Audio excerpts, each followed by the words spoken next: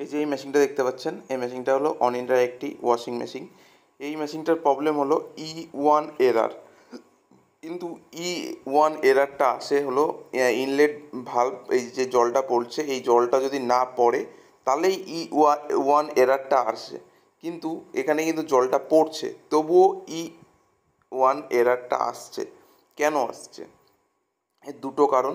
এক হলো জল ঠিকঠাক বেরাচ্ছে না, বা যে প্রেশার সেন্সর আছে সেই প্রেশার সেন্সরে কোনো প্রবলেম হয়েছে। সো প্রেশার সেন্সর আমার মনে হচ্ছে না কোনো প্রবলেম হয়েছে, কারণ জল একদম জায়গা মতো দাঁড় করিয়ে দিয়েছে, শুধু জলটা আমি দেখছি পড়ছে না।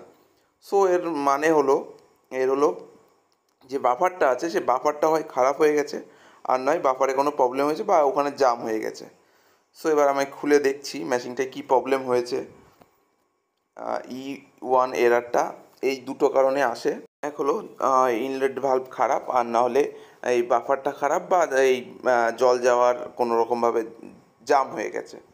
সো আমি এটা দেখে নিচ্ছি যে অ্যাকচুয়ালি বাফারটা খারাপ না, যে ড্রেন আছে ড্রেন লাইনটা জাম হয়ে গেছে।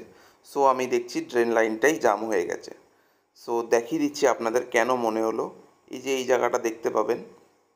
সো আমি ড্রেন ইয়েটা খুলে নিচ্ছি, যে বাফারটা যেখানে লাগানো থাকে।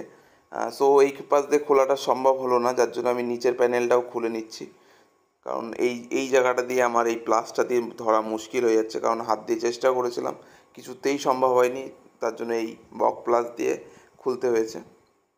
যাই হোক, এই যে আমি খুলে ফেলেছি, তবুও আপনাদের দেখিয়ে দিচ্ছি উপর থেকে। এই যে দেখুন, এই যে আমি অ্যারোটা দিয়েছি, এই লাইনটা দেখুন একদম ব্ল্যাক ব্ল্যাক, তার কারণ এখানে একটা মোজা বেঁধে রয়েছে, তার জন্যই এই এই এত বড় E1 এরারটা আসছে।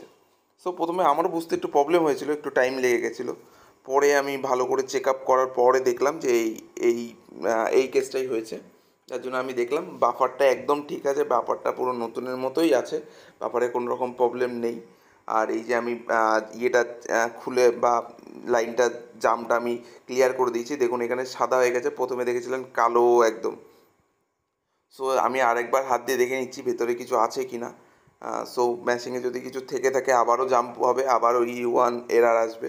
সো আমি লাস্টে আপনাদের যে মোজাটা বেঁধেছিল সেটাও আমি দেখিয়ে দেবো।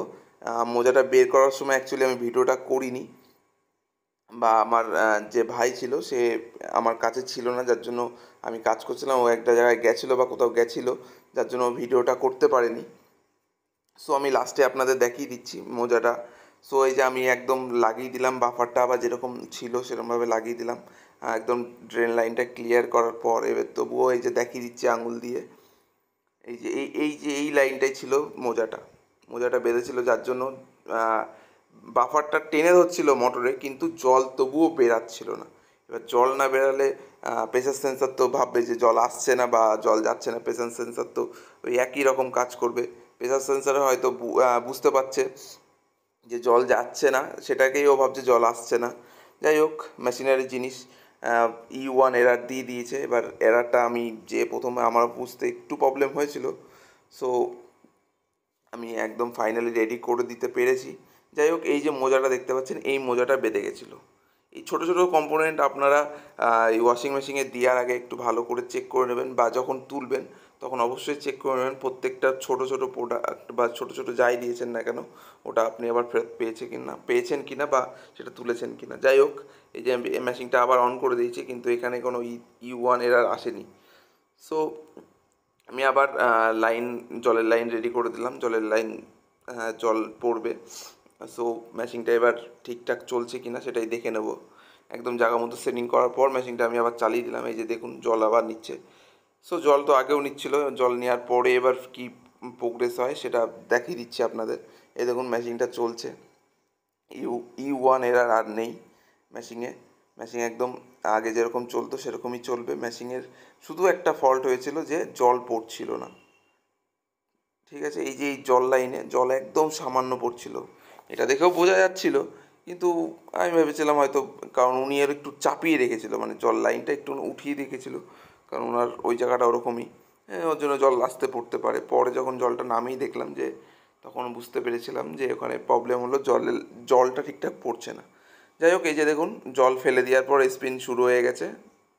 এই যে ম্যাশিংয়ে একদম কোনো রকম কোনো প্রবলেম নেই। ওখান থেকে দেখুন জলও বেরাচ্ছে। একদম ম্যাশিংয়ে E1 রিলেটেড আর কোনো প্রবলেম নেই। প্রেসার সেন্সারও ঠিক আছে, ইনলেট ভালভও ঠিক আছে, আর E1 এরারও ঠিক হয়ে গেছে। Thank you for the watching.